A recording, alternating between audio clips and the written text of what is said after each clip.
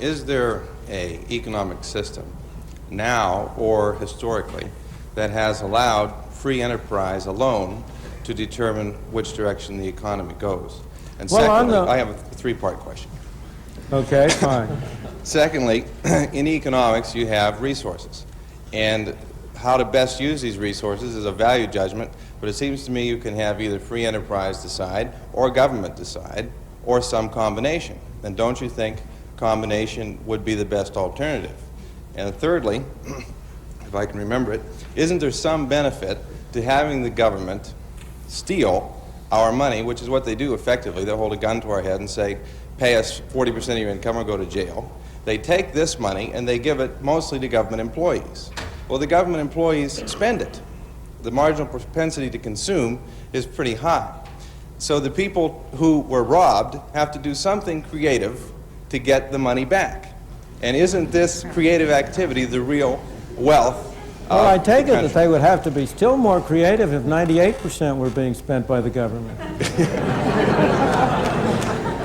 No, the third part of your thing is just pure fallacy from beginning to end. Because if those people who are now government employees were employed in creative activity and productive activity, they would also be spending their money. And we'd have a greater total around.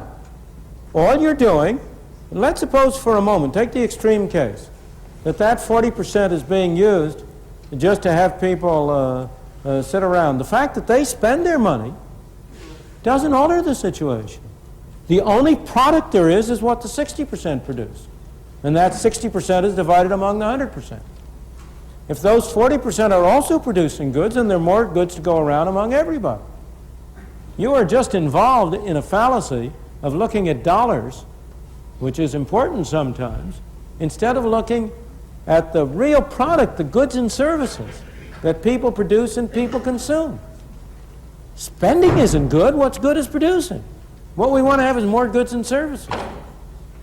And as I say, the obvious indication that that's clear is that if your logic were right, it would apply it for 50%, 60%, 70, 90, 98, 100%. And obviously you would see that that would be a bunch of nonsense at that stage. It is desirable to have some money spent by government for those things, those services that we believe we can get more usefully and more effectively through government. If people are getting their money's worth, fine. That's why it's very desirable to have governmental expenditures take place at as local a level as possible. Because you, as a citizen of a small community, can judge whether you're getting your money's worth. You can decide that you want to spend it. But when it comes to the federal government, you tend to think that you're spending somebody else's money. And you are in a way. But he's spending yours. All right, now let me go back to the first two items. Is there any example of a society in which the fundamental determination of the direction of activity was determined by free enterprise, by free competition? Of course. Most of history. Most of societies today. The government does have 40% of our income that it spends, but it wastes half of it. So that as a matter of effective matter, 80% of our resources are being determined by free enterprise now. And if I go back to the whole period of the 19th century, to the whole period of the great growth of the U.S., to Britain in the 19th century, the period when Britain emerged as a leader of the nation, at the height of Britain's power as a leading nation in the world, at the time of Queen Victoria's Jubilee in 1899, I think it was, or something, celebrating the 50th anniversary, the Golden Jubilee of her reign, when Britain ruled the waves and had an empire on which the sun never set. Total government spending in Britain was 10% of the national income. So, of course, there have been many examples over time at which free enterprise has dominated and predominantly been the major source of determination. Today, it's true in Hong Kong and Taiwan, in many countries around the world. All right, now your second question is, does not the allocation of resources involve value judgments, and isn't it better to have that values judgment shared by government and the people? Who is government? What's government? Is that something other than you and me? Is that something than us operating through a different mechanism? Who can make value judgments? Only people. Resources don't make value judgments. Governments don't make value judgments. People make value judgments. And the question is, what is the most effective way in which we as people can jointly, cooperatively, express our values? No, we express some of them individually in the family at home, separately, people, you and I alone. We express some of them by doing things for ourselves. We express some of them through voluntary groups, Boy Scouts, churches, charitable organizations. We express some of them through cooperation on a broader scale on a free market, through business enterprises that serve as intermediaries between people selling their productive services, producing products, and selling the product. We express some of our values through doing things through government. And there's nothing wrong with doing that, provided we keep in control and don't let the government become the master instead of the servant.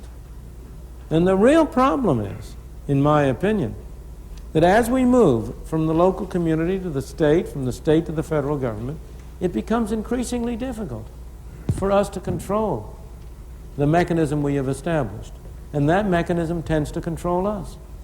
That was the great wisdom of the founding fathers of this country, of the people who wrote the Constitution. That Constitution was designed to limit government's powers in order to preserve the freedom of the individuals. And what has happened in the past 50 years is that the fundamental character of the Constitution has really been changed. We have broadened enormously the conception of what is a governmental power and what is not, and have departed from that limited government until we have created a Frankenstein, an unlimited government that threatens to destroy us. Wow, wow, wow, folks. Just another absolutely astounding, brilliant, brilliant mind. Milton Friedman, one of the greatest minds in the fields of economics the world has ever known, and thank God he's American.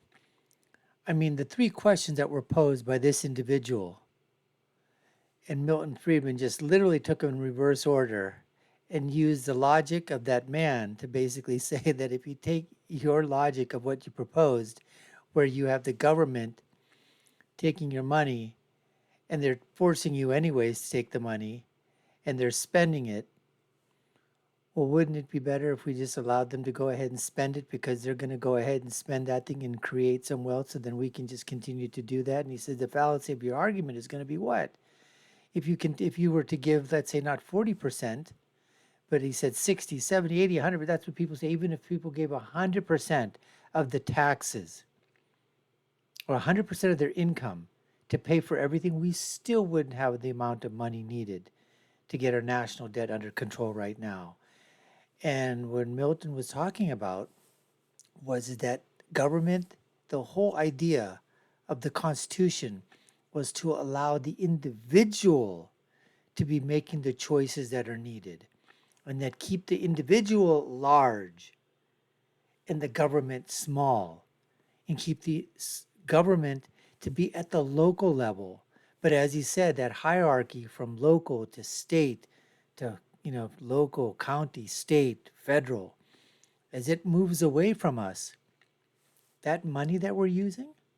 And then that's the other thing. Who is the government? Everybody says the government's spending the money. Who is the government? It's just an entity. It has no life of its own. There's no blood running through its veins. It doesn't have a brain. Washington, D.C., that's certainly, we know there's no brains in Washington, D.C. But it is us, it's people. It's people making the decision. It's not some computer, entity out there that's making these decisions. People are making decisions. People are making policies. And the further away you go from where the individual is and the further out you go, the less effect the individual has on what he wants. Oh, yeah, sure, we vote. But you know what happens? People go to Washington, D.C., they start drinking the water from Potomac. Next thing you know is they turn into zombies and they're voting for everything that's against what they basically said they were going to vote against when they told us to vote for them. And now they go into Washington, D.C., and next thing you know is go, I thought you weren't going to vote for that. What happened? Oh, lobbyists or whatever. Another thing with Milton Friedman, his stuff should be taught in every freaking school in economics. And the answer to this question should be right there at the top of the list. Another thing I want to get at, when he was talking about that, you're only focusing on the dollars. You're only focusing on what people spend. He said that's not where your focus should be at. Your focus should be on the production, on producing value. Because if you produce value, the spending in the dollars will come. That's just economic sense. Somebody's going to provide goods and services. But those goods and services better be something that people want, people desire, people want to repeat, to buy that. If you have something that you're only going to buy at one time and that's it, never again, you know what? Okay, you may have a business model for that, but you better be selling a ton of those things. But when you can get repeat business from your goods and services or your products, that's what that's about. And people will spend for something, okay, that they want. You provide them with something, there's a need for something, you come up with an innovation, you come up with, an invention that's going to solve that problem and that you can make continuous sales. It isn't a zero-sum game. It's not that somebody sells something, somebody buys something, that the buyer loses something, the seller loses something. No. The seller sells, the buyer buys, the seller gets money, he makes a profit, creates jobs, he buys more material, that material keeps other people in business, he's employing people. As his business grows, he employs more people to the point where his business really expands. Now he can employ people in other areas other than the localities he's in. And you go on and on and on. So just an unbelievable, straightforward answer. I mean, boom, boom, boom, boom, boom. Just like that. Answer those questions. And in a very nice way. Didn't attack the guy. And obviously this was some years ago, so you can also tell the gentleman who was asking the questions, the audience was a whole different, that's generations ago. Probably just a couple generations ago. Anyways, folks, we hope you enjoyed that clip.